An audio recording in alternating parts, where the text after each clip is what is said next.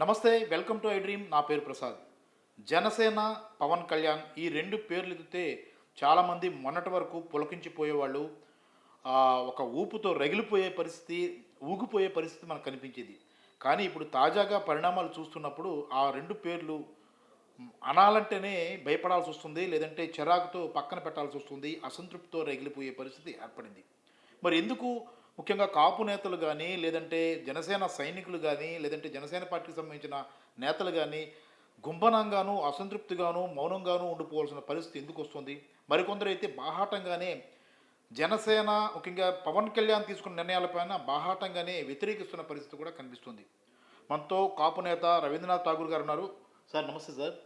Sir, మీరు పవన్ కళ్యాణ్ విషయంలో ఒకప్పుడు అభిమానించారు. ఆయన రాజకీయాల్లోకి వస్తారు, ఏదో మార్పు తీసుకొస్తారని మీరు కూడా భావించిన వాళ్ళు మీరు ఒకరు. కానీ తాజా పరిణామాలు మీరు చూసుకుంటున్నప్పుడు పవన్ కళ్యాణ్ విధానాల్ని మీరు ఏ రకంగా అభివర్ణిస్తారు? అసలు మొట్టమొదటిసారి పవన్ కళ్యాణ్ జనసేన పార్టీ పెట్టకముందే నేను ఆంధ్రప్రదేశ్లో అత్యధిక జనాభా కాపులు ఉన్నారు. హ్మ్. 27% ఉన్నారు. 4% 3% ఉన్న వాళ్ళు రాష్ట్రాన్ని వెళ్తున్నారు.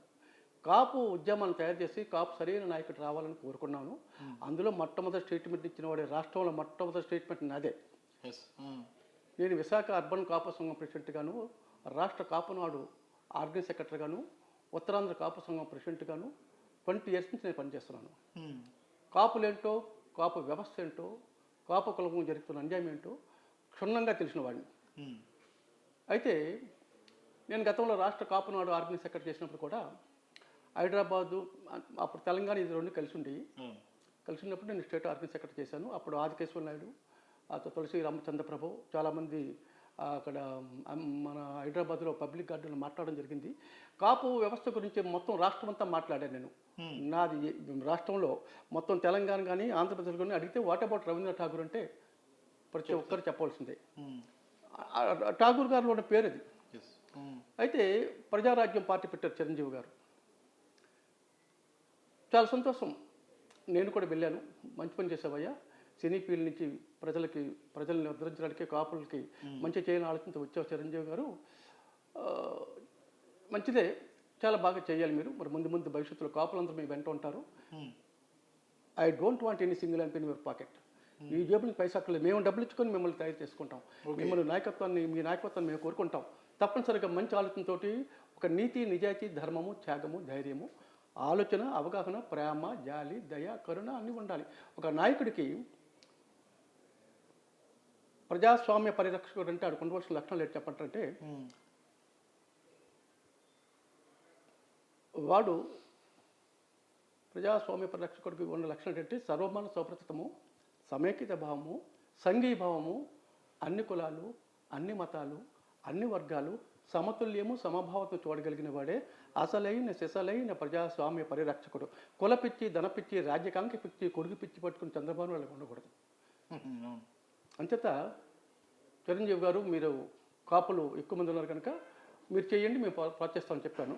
అయితే అతను మొట్టమొదటి స్టేట్మెంట్ ఏంటంటే, నా ఈ పార్టీలో నీతి, నిజాయితీ, దొంగలకు స్థానం లేదు, మంచి వాళ్ళకే, పరిశుద్ధమైన వాళ్ళకే మరొకరికి అవకాశం ఇచ్చా లేదు ఇందులో. నా ఈ పార్టీలో అందరూ నీతి నిజాయితీ పరులే ఉంటారు. నన్ను ప్రేమించే వాళ్ళు ఉంటారు, నన్ను గౌరవించే వాళ్ళు ఉంటారు, నన్ను పూజించే వాళ్ళు ఉంటారు. మరొకరికి అవకాశం లేదు. దొంగలు జాయిన్ అన్నాడు. పార్టీ పెట్టాడు, పార్టీ సింబల్ వచ్చింది, దొంగలందరూ జాయిన్ అయిపోయారు. అప్పుడు పత్రికా విలేకరులు అడిగారు, ఏంటి చిరంజీవి గారు మీ పార్టీలో అందరూ నిజాయితీ పరులు ఉంటారు అన్నారు, ఇటు దొంగలు వచ్చారంటే, అనుభవం కావాలి కదండి, అనుభవజ్ఞులు ఉండాలి అని అన్నారు. అంటే వీళ్ళు నిజంగా కాపు వ్యవస్థను బాగు చేయాలని, కాపుల్ని గొప్పగా తీసుకెళ్లాలని దృక్పథం ఉన్నవాడు నిజాయితీపరుడై ఉండాలి. ఓకే. స్వార్థపరుడు కాకూడదు. నిస్వార్థంతో పనిచేయాలి. మాకు ఎంతవరకు వచ్చిన వాళ్ళు ఎవరు కూడా స్వార్థపరులు తప్ప నిస్వార్థపరులు ఎవరు లేరు. అందుకే కాపు వ్యవస్థ పేలుకునేప్పుడు కారణం అది. చిరంజీవి గారు పార్టీ పెట్టారు.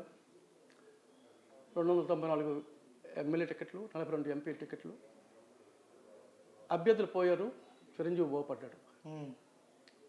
చిరంజీవి పార్టీ కల్పించాడు కాంగ్రెస్ పార్టీలో. అవును. కల్పిస్తే పర్యాటక శాఖ మధ్యలు ఇచ్చారు కేంద్రంలో. అవును. అతను బాగుపడ్డాడు. అభ్యర్థులు అడుగు తినిపోయారు, కాపులు మోసపోయారు. అది అలా ఉన్నాయండి. ఇప్పుడు పవన్ కళ్యాణ్ వచ్చారు. ఇప్పుడు కూడా ఇతను పవన్ కళ్యాణ్ కూడా మేము మా శక్తి ఎంతవరకు ఉందో అంతవరకు అతను సాయం చేయడానికి అన్ని విధాలు కృషి చేశాము. అవును. కానీ అతనికి దివి నుండి భూమికి దిగి వచ్చిన దివ్య పురుషులు అనుకుంటారు వాళ్ళు.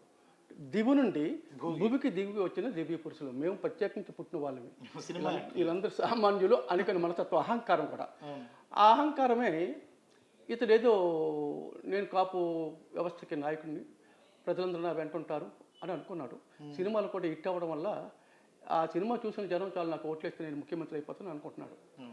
అయ్యా పవన్ కళ్యాణ్, సినిమా చూసే వాళ్ళు ఓట్లు వేయరు. ఓట్లు అనేది ఓట్లు వేసే జనం వేరు, సినిమా చూసే జనం వేరు. నీ మీటింగ్కి చాలామంది కుర్రాళ్ళు వస్తుంటారు, టీనేజ్ కుర్రాళ్ళు, 16 నుంచి 18 సంవత్సరాల కుర్రాళ్ళు. కేవు కేక అంటారు. కేవు కేక వరకే అది, కానీ వాళ్ళకి ఓట్లు ఉండవు. వాళ్ళకి ఓట్లు ఉండవు. అంచేత పవన్ కళ్యాణ్ అనేవాడు నా కులానికి ఒక మెగాస్టార్ ఫ్యామిలీ నుంచి వచ్చినవాడు. మా కులంలో ఒక ఆనిముత్యం, ఒక వజ్ర వైడూర్య మరకత మాణిక్యంతో గోమేసుకుతో నవరత్నంతో కలిగినటువంటి గొప్ప వ్యక్తి అని ప్రజలందరూ అనుకున్నారు. కాపు ప్రజలు మొట్టమొదట. ఇలా రాను రాను రాను రాను రాను రాను చూసి మనము ఒక్కరమే గల్లేము, చంద్రబాబు నాయుడు పొత్తి పెట్టుకోవాలన్నాడు. ఫస్ట్ చెప్పది. అప్పుడే చాలామంది అన్నారు చంద్రబాబు నాయుడు కాపులకి బద్ధ శత్రువు. అది ఎలాగనంటే చెప్తాను వినండి. వంగవీటి మోహన్ రంగా కాపు వ్యవస్థకే నాంది పురుషుడు. కాపుల గురించే పాటుపడ్డాడు. కాపుల గురించే అతను చంపేశారు. చంపేసిన వాళ్ళు ఎవరుంటే అందరికీ, రాష్ట్రం మొత్తం ప్రజలందరికీ తెలుసును, చంద్రబాబు నాయుడు మరి కొంతమంది వర్గం, కమ్మ వర్గమే చంపేశారు అనేది రూఢిగా చెప్పగలుగుతారు, చెప్పుతున్నారు ఆ బాల గోపాలం దగ్గర నుంచి కూడా. ఇందులో సందేహం ఏం లేదు. ఇది నిజము, ఇది నిజము, ఇది నిజము, ముమ్మటికి నిజము. మరి అటువంటితో నీకు స్నేహం ఏంటి? అటువంటితో పొత్తు ఏంటి? నువ్వు 4 సీట్లు తెచ్చుకో, 5 సీట్లు తెచ్చుకో, అసెంబ్లీ అడుగుపెట్టు, నీ వాడి వేడి నీ యొక్క ప్రభావం చూపించవయ్యా. చూపించి 2029కి చీఫ్ మినిస్టర్ అయిపోతావు. అదే మీరు కూడా కోరుకుంటారు ఏంటంటే ఇండివిజువల్గా పోటీ చేయండి. మీరు 1 గెలుస్తారా, 2 గెలుస్తారా, 10 గెలుస్తారా, 50 గెలుస్తారా, ఏదైనా పూర్తిగానే ముఖ్యమంత్రి అవుతారు అనేది మీరు వ్యక్తిగతంగా స్థాయిని, సమర్థతను చూపించడం అనేది మీ కోరిక. అదేనండి. మీరు ఇండివిజువల్గా పోటీ చేయండి. 5 రానివయ్యా, అసెంబ్లీ అడుగు పెట్టవయ్యా, నీ యొక్క స్టేటస్ చూపించవయ్యా, నీకు యొక్క వాగ్దాటిని చూపించు. ప్రజలు నిన్ను వేణులకు ఎత్తిస్తారు. మా పవన్ కళ్యాణ్ మా అసెంబ్లీలో కూర్చొని మాట్లాడుతున్న మా కాపు నాయకుడు ధీమాగా చెప్పి 2029లో ఇది become chief minister of Andhra Pradesh. కానీ నీవు దొంగోడు జైలు గెలిపావు. చంద్రబాబు నాయుడు ఎంత దొంగ అంటే కాపులకు బీసీలు చేరుస్తాను చెప్పి నేను 2014 ఫిబ్రవరి 24 నన్ను పిలిచాడు చంద్రబాబు నాయుడు. ఇప్పుడు వాసుపల్లి గణేష్ కుమార్ గారు ఉన్నారు ఇక్కడ, అతను నన్ను తీసుకెళ్ళాడు. ఠాగూర్ గారు, కాపు సామాజిక వర్గం నుంచి వచ్చారు మీరు, మీ అవసరం మాకుంది, రాష్ట్రంలో అత్యధిక జనాభా కాపున్నారు కనుక మరి మీరు మమ్మల్ని గెలిపించి 2014 ఎన్నికల్లో ఈ రాష్ట్రానికి తెలుగుదేశం పార్టీ రూలి వచ్చేటట్టు చేయగలిగితే అందులో మీ చేతిలో కొంత భాగం ఉంది, మీరు చేయగలుగుతారు అన్నాడు. కరెక్టే. నేను నా వరకు పదవుల వరకు నాకు అక్కర్లేదు. I don't want any political leadership. విశేషం నేను ప్రెసిడెంట్గా ఉన్నాను. నా కాపులకు మేలు చేయవయ్యా, కాపులు బీసీలు ఇచ్చేయచ్చు అని అడిగిన సందర్భంలో మేనిఫెస్టోలో మీకే ముందు రాశాను అన్నాడు. ఆ మేనిఫెస్టో అంత అబద్ధం. వాడు ఏం చెప్తాడో, వాడు ఏం మాట్లాడతాడో, వాడు చేసిన పని వేరు, ఆలోచన వేరు. బయటకు ఒక మాట, లోపల ఒక మాట. చంద్రబాబు నాయుడు అంత మరి అంతకంటే చెత్త చెదారతో కూడుకున్న దగ్గరికి మనం వెళ్ళం, వాసన వస్తుంటుంది, చూడు వాసన వస్తే. వాడు పక్కన నిల్చుంటే అంత చెత్త కంపు కొట్టినటువంటి మనస్తత్వం కలిగిన వాడు Chandrababu Naidu. You don't believe them, it's very dangerous fellow. నాకు 80 సంవత్సరాల వయసు, నాకంటే చిన్నవాడే, చాలా చిన్న. మరి అలాంటి వ్యక్తి మన రంగాన్ని చంపేశాడు అని తెలుసు నీకు. ముదరగడ పద్మనాభాన్ని రాష్ట్ర కాపు వ్యవస్థకి అతను ఎంతో కృషి చేసి కాపుల్ని ఎంతో చెయ్యాలనే ఆలోచనతో అనేక రకాల సత్యాగ్రహాలు చేస్తే అతను ఒకరోజు ఇంట్లో పెట్టి కొట్టి ఆ కొడుకుని, కోడల్ని, భార్యని గృహహింస చేసి ఎన్నో ఇబ్బందులు పెట్టిన వ్యక్తికి ముదరగడ పద్మనాభం అతను ఎవరి కోసం చేసాడు? మన కాపుల కోసం చేశాడు. మరి ఆ రోజు నువ్వేమయ్యావో? రంగాన్ని చంపినప్పుడు నీకు తెలియపోవచ్చు, నువ్వు బచ్చాగడివి. కానీ ముదరగడ పద్మం నీకు ఇబ్బంది పెట్టినప్పుడు తెలుసు కదా. మరి మీరేం ప్రశ్న చేయలేదు? నువ్వు కాపాడు కదా, కాపులు ఉద్ధరిద్దాం వచ్చావు కదా. అంచేత కాపులు ఉద్ధరించేవాడికి ఈ లక్షణాలు ఉండవు. పవన్ కళ్యాణ్ లక్షణం ఏంటంటే వాడు పొకిండి, ఉమ్, జులాయి సినిమా చూసారా? జులాయి కబుర్లు ఆడుకుని ప్యాంటు జిప్పు లాక్కొని ఈ క్యారెక్టరు సినిమాకి పనికొస్తుంది, అవును, ప్రజలకు పనికిరాడు. ఇంకా అతను బాగా నేర్చుకోవాలి. అవును. మరి రాష్ట్రంలో అత్యధిక జనాభాగా ఉండి కాపులుండి అనేక సంఘాలు ఉన్నాయి. ఎప్పుడైనా నువ్వు కాపు నాయకుడిగా వచ్చి ఏ సంఘం నాయకుడితో మాట్లాడావు? ఉమ్. ఒక్క సంఘం నాయకుడితో మాట్లాడేవా? అంటే ఏంటది? అంటే సార్ ఇప్పుడు ప్రధానంగా ఆ, మీరు కాపు సంఘానికి సంబంధించిన సీనియర్ నాయకులుగా ఉన్నారు. కాపు సంఘాలు చాలా ఉన్నాయి. అందులో జనసేనలో మెజారిటీ భాగం కాపులు ఉన్నారు. యాక్టివ్గా పనిచేశారు. చాలా డబ్బులు ఖర్చు పెట్టుకున్నారు. అలాగే జెండాలు మూసారు. పవన్ కళ్యాణ్ మీద ఏక కూడా వాళ్ళనివ్వకుండా సోషల్ మీడియాలో కానీ బయట కానీ పోరాటం చేస్తూ ఉన్నారు. కానీ ఈ తాజా పరిణామాలు చూస్తున్నారు కదా, మీరు చూసినప్పుడు కాపు సామాజిక వర్గంలో మెజారిటీగా ఎలాంటి ఆలోచన దృక్పథం వస్తుంది ఈ సార్ మధ్య తాజాగా? కాలంలో నాకు కొన్ని వందల మంది, కొన్ని వేల మంది ఫోన్ చేశారు. ఉమ్, మీరు రాష్ట్ర కాపునాడుగా ఆర్గనైజ్ సెక్రటరీ చేశారు, ఉమ్, సిటీ ఇంటర్నేషనల్ సిటీ విశాఖపట్నం సిటీకి మీరు అధ్యక్షుడిగా ఉన్నారు. ఉమ్, పవన్ కళ్యాణ్ అభిప్రాయాలు, పవన్ కళ్యాణ్ ఆలోచనలు మీకు ఏ విధంగా ఉన్నాయో మీరు అర్థం చేసుకున్నారని అడిగారు నన్ను. ఉమ్. ఎందుకు అర్రామ్ జాగి కొడుకే అడిగాడు. ఓకే. అతడు మన కాపులను వదిలేద్దామని, కాపులకు మేలు చేద్దామని అనుకున్నాం కదా, అతను పంపించాము. అవును. అతడు ఆలోచన సరైన కావు, మోసపూరితమైన ఆలోచనతో అతడు బాగుపడాలి, ఎవడాలకపోయినా పర్వాలేదు. ఉమ్, మభ్యపరిచి కాపులు మభ్యపరిచి కాపుల్ని ఇంకొక ట్రాక్లో మార్చేసుకెళ్ళిపోతున్నాడు. మార్చుకొని నేనే దిక్కు అనేటట్టు అనుకున్నాడు వాడు. ఓకే. కానీ కాపులో చాలామంది టీనేజ్ కుర్రాలు తప్ప తచ్చిమందరూ కూడా వీడు కరెక్ట్ కాదు అనేది ఆలోచనలకు వచ్చేసారు అప్పుడే. ఓకే. ఉమ్, జగన్మోహన్ రెడ్డి కరెక్ట్. ఉమ్. ఎలా సార్ ఇది? అంటే ఇప్పుడు ఇంతకాలం మనం అంటే చాలా నమ్మకంతో ఉన్నారు కదా పవన్ కళ్యాణ్ విషయంలో. జగన్మోహన్ రెడ్డిని పవన్ కళ్యాణ్ని పక్క పక్కన పెట్టినప్పుడు అంటే రాజకీయ నాయకుడిగా కానీ, పాలనా విధానంలో కానీ, ఆలోచన విధానంలో కానీ ఇవన్నీ బేరీజ్ వేసుకున్నప్పుడు ఎవరు బెటర్ అని అనుకోవాలి? ఇప్పుడు ఒక అంచనాకు వస్తున్నారా? వచ్చేసారండి, ఆ, వచ్చేసారు జనాలు. ఓకే.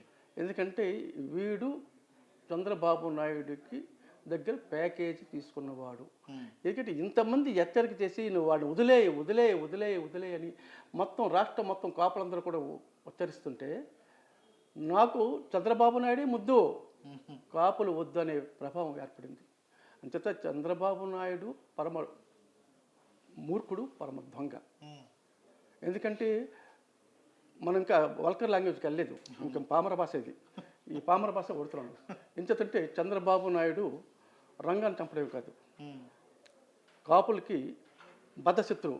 ఏ విధంగా బద్ధశత్రువు అంటే కాపులకి అందరికీ మీకు నేను ఉన్నానని చెప్తూ మమ్మల్ని మోసం చేసి నడి సముద్రంలో ముంచేసిన గొప్ప ప్రబుద్ధుడు. ఎందుకంటే అతనికి పుట్టుకతోటే మంచి లక్షణాలు రాలేదు. ఉమ్, ఎందుకంటే మరి వాళ్ళ బాబు ఏం చెప్పాడు, ఏం చేశాడు, ఎలా కన్నాడు నాకు తెలియదు. కానీ తనకి రాజకీయ పరిజ్ఞానం కలిగించాడు. రాజకీయ భిక్ష, ఆర్థిక భిక్ష, ప్రజల్లో గొప్ప వ్యక్తిగా ఎదిగేటటువంటి భిక్ష కూడా ఎన్టీ రామారావు మహానుభావుడు అతనికి ఇస్తే అతన్నే తోసేసి కుర్చీ ఎక్కిపోయాడు. అంటే ఈడు కృతజ్ఞుడు, వెన్నుపోటుదారుడు. ఉమ్. ఇంతకన్నా వెన్నుపోటు కూడా ప్రపంచంలో ఉండడు. ప్రపంచంలో నెంబర్ 1 వెన్నుపోటుదారు అంటే ఈడు ఆడిపేరు చెప్పాల్సి ఉంటుంది. ప్రపంచ వెన్నుపోటుదారుల సంఘానికి అధ్యక్షుడు. అధ్యక్షుడు అంత గొప్ప వ్యక్తి. వాడు నిజము మాట్లాడాడు, నిజం అనేది మాట్లాడాడు. Yes. ఆ నోటిని నిజం రాదు. అంటే మీరు ఫైనల్గా చెప్పండి సార్. ఇంకో చిన్న విషయం, వాడు మనస్తత్వం చెప్పేస్తున్నాను. పవన్ కళ్యాణ్ యూజ్లెస్ ఫెలో అండి. అంటే ఆ మాట ఎందుకన్నానంటే అంటే ఏదైనా కానివ్వండి సార్, అంటే రాజకీయంగా ఒక కీలకమైన సమయం ఏర్పడింది, ఎన్నికలు వస్తున్న వేళ ఒక సీనియర్ కాపు సంఘానికి సంబంధించిన నేతగా మీరు ఎలాంటి దిశానిర్దేశం ఇవ్వబోతున్నారు కాపు సంఘానికి కానీ, లేదంటే జనసేనను ముఖ్యంగా పవన్ కళ్యాణ్ నమ్ముకున్న చాలామంది ఉన్నారు కదా, వాళ్ళకి ఎలాంటి దిశానిర్దేశం? చాలామంది నేను జనసేన నమ్ముకున్న కార్యకర్తలు కానీ నాకు చాలామంది నిన్నటి నుంచి ఫోన్లు ఇంచుమించు ఒక 1000 మంది హైదరాబాద్ నుంచి ఇప్పుడే ఫోన్ చేశారు. ఒక అతను పోల్దాస్ కృష్ణమూర్తి అని, చాలా మంచి మీరు స్టెప్ తీసుకున్నారు. మీలాంటి వాళ్ళు మాట్లాడితేనే కాపులకు అర్థమవుతుంది. ఇంకా పిచ్చిలో ఉన్నారు, ఆ పిచ్చిలో ఆ పిచ్చి పోతుంది. ఇప్పుడు చాలామంది తప్పనిసరిగా రవీంద్రనాథ్ ఠాగూర్ లాగా మాట్లాడాలి, నిజం నిర్భయంగా మాట్లాడాడు అని చెప్పడం జరిగింది. నన్ను చాలామంది అడిగారు, తిట్టారన్నా పవన్ కళ్యాణ్ మీరు తిట్టేస్తున్నారు బాగానే అని. అంటే చుట్టమా నీకు అన్నా నేను కాదండి, నేను విశాఖపట్నం సిటీలో ఉన్నాను, మీ అందరికీ కష్టసుఖాలు ఎట్లా పాలు పంచుకుంటున్నాను. మీరు ఎప్పుడు ఏం చెప్పినా చేస్తున్నాను. పవన్ కళ్యాణ్ చేస్తాడా? చేయడు. పవన్ కళ్యాణ్ కాపాడని మీరు ఎలా అనుకుంటున్నారు? క్యారెక్టర్ లేదు, కాంటాక్ట్ లేదు. ఓ రాష్ట్ర ముఖ్యమంత్రి కావాల్సిన క్వాలిఫికేషన్లు ఎలాంటివి చెప్పినా సర్వమాన సౌభ్రతము, సమైక్యతభావము, సంఘీభావము, అన్ని కులాలు, అన్ని మతాలు, అన్ని వర్గాలు సమతుల్యము, సమభావతం చూడగలిగిన వాడు అసలైన ప్రజాస్వామ్య పరక్షుడు. కులపిచ్చి, ధనపిచ్చి, రాజకాంక్ష పిచ్చి, కొడుకు పిచ్చి, మనోడు పిచ్చి పట్టుకుని చంద్రబాబు నాయుడు కాదయ్యా. అలాంటి వాడితో చేతులకు వెళ్ళిపోయాడు. వీడు మనకు ఉపకార పడతాడని మీరు ఎలాగనుకుంటున్నారు? పెద్దలు, వయసు మళ్ళిన వాళ్ళు ఉన్నారు, చాలామంది టీనేజ్ కుర్రాళ్ళకి ఓట్లు ఉండవు, వాళ్ళు ఏదో కేకలేస్తారు, వాళ్ళ పక్కన పెట్టండి. మీ అభిప్రాయం నేను అడిగాను, అర్రమ్మ జోక కొడుకుని అడిగాను, నిన్ననే ఫోన్ చేశాను. చాలామంది అడిగితే మీరు చెప్పింది కరెక్టు, మేము గతంలో మీరు ముందు చెప్పారు, నేను చాలాసార్లు చెప్పాను, ఇవి నమ్మకండి, don't believe them, very very very dangerous fellow Pawan Kalyan. Pawan కళ్యాణ్ని మనవాడు మన కాపోడు అనుకుంటే క్యారెక్టర్ లేనివాడు, కాంటాక్ట్ లేనివాడు, ఒక ఇంటిని బాగు చేయలేని వాడు. ఈ రాష్ట్రం అనేది ఒక పెద్ద ఇల్లు, ముగ్గురున్నోడికి నువ్వు సరిపెట్టి భార్యలు పిల్లలు చూసుకోలేనివాడు రాష్ట్రాన్ని అర్థరించి వస్తాడు. ఒక రాష్ట్ర ముఖ్యమంత్రి కానీ, ఒక రాజ్యానికి రాజు కానీ, వాడు గుణగానాలు పెట్టే ఉంటుంది ఆ రాజ్యం కానీ, ఆ రాష్ట్రం కానీ. మరి అంటే అన్నారు, అన్నా ఇన్నాళ్ళు మేము వాడేదో వదిలేస్తాడు అనుకోను, కరెక్ట్ కాదన్నా, ఇప్పుడు మాకు అర్థమైంది. వాడు తీసుకెళ్ళి చంద్రబాబు నాయుడు ముడ్లో దూరుతున్నాడు, మనల్ని అమ్మేస్తాడు చంద్రబాబు నాయుడికి అని చెప్తే మీరు చెప్పింది కరెక్టు. అందుకే రేపు 2024 ఎన్నికల్లో రాష్ట్రంలో ఈ ముఖ్యమంత్రి ఎందుకు కావాలనుకుంటున్నారు, ఎందుకు రావాలనుకుంటున్నారు అంటే దాన్ని కూడా చెప్తున్నాను. రాష్ట్ర ముఖ్యమంత్రిగా జగన్మోహన్ రెడ్డి కంటే రాజశేఖర రెడ్డి గొప్పవాడు. ఎందుకంటే రాజశేఖర రెడ్డి నాకు పరిచయం ఉంది. రాజశేఖర రెడ్డి గారితో పాదయాత్ర చేశాను. నెల్లిమర్లలో బాగా ఎండ కాస్తుంది, ఎండ కాస్తే చెమట కారిపోతుంది, ఇలా రొమ్మలు తీసుకుని తుడుస్తుంటున్నారు. అయ్యో బాగా కారిపోతుంది అని చెప్పేసి నేను అది గొడుగెత్తి పెట్టి పట్టుకున్నాను. దించండి ఠాగూర్ గారు, దించండి. ప్రజలందరూ ఉన్నారు, ఎండ మనక వాళ్ళక అందరికేనండి. ఇప్పుడు అందరికైతే గొడుగును మనకెందుకంటే అంత మృదు మధుర స్వభావంతో కలిగినటువంటి పేదల పాలిట పిన్నిది రాజువయ్య, మహారాజువయ్య, నిన్ను మించిన రాజావుడయ్యా, నాకు నువ్వే కావాలయ్యా అని ప్రతి ఓటర్ కోరుకున్న మహానుభావుడు. Aarogyasri card, EBC economical backward committee, fees reimbursement, ఒకటేంటి అనేక రకమైన కార్యక్రమాలు చేసి ప్రజలు మనల్ని పొందిన గొప్ప ముఖ్యమంత్రిగా ఉన్నాడు. అటువంటి ముఖ్యమంత్రి కొడుకు జగన్మోహన్ రెడ్డి. అతను 3 అడుగులు చేసిన 6 అడుగులు ముందుకు వెళ్తున్నాడు. రాష్ట్ర ఖజానంతా నిలిచేశాడు చంద్రబాబు నాయుడు, నో బ్యాలెన్స్. అటువంటి సమక్షంలో, అటువంటి పరిస్థితుల్లో రాష్ట్ర ప్రభుత్వం ఏర్పడినప్పుడు నవరత్నాలు ఇంప్లిమెంట్ చేసే విధానం ఎంతకన్నా గొప్ప ముఖ్యమంత్రి ఎవరు ఉంటాడండి? రాత్రింబళ్ళు కష్టపడి నిస్వార్థంతో నా ఈ ప్రజలు సుఖంగా ఉండాలి, సంతోషంగా ఉండాలి, ఆనందంగా ఉండాలి, ఎల్లవేళలో నన్నే స్మరించాలి అంటే నేను ఎంత మంచి పని చేయాలో అంత మంచి పని చేయాలి. నా తండ్రిని మించిన తండ్రిని దైవంగా కోరుకున్నారు ఈ రాష్ట్ర ప్రజలు. ఆ రోజు కాంగ్రెస్ పార్టీ భూస్థాపితం అయిపోయింది. దాన్ని చేయుతో మొత్తం బయటికి లాగిన వాడు మనగాడు రాజశేఖర రెడ్డి. దాన్ని ఆలోచన చేసి సోనియా గాంధీ ఇలాంటి ఏం చేశారంటే ప్రతి 6 మాసాలకి రాష్ట్ర ప్రభుత్వంలో ఉన్న అధినేత అయినటువంటి ముఖ్యమంత్రిని మార్చేసేవారు. మార్చేసి వాళ్ళు నచ్చిన ముఖ్యమంత్రి పెట్టుంటారు. వాళ్ళ మాట ఇన్నోడు ఉంటాడు, వినపతి తీసేయడం అనమాట. ఈ రాజశేఖర రెడ్డి గారిని కూడా తీసిపోయారు.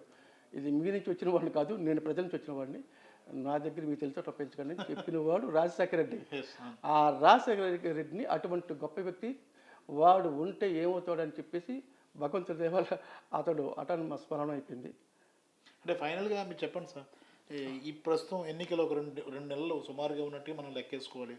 ఈ పరిస్థితుల్లో జనసేన వెనుక వెళుతున్న వాళ్ళు, ఇంకా జనసేన నమ్ముకున్న వాళ్ళు, పవన్ కళ్యాణ్ మీద మోజు ఉన్న వాళ్ళందరికీ మీరు ఎలాంటి సూచన చేస్తారు? నేను ఎప్పుడే చెప్తున్నానండి, చెప్పాను కూడా, ఇప్పుడే ఆల్రెడీ చెప్పడం జరిగింది. నాకు చాలామంది ఫోన్ చేశారు.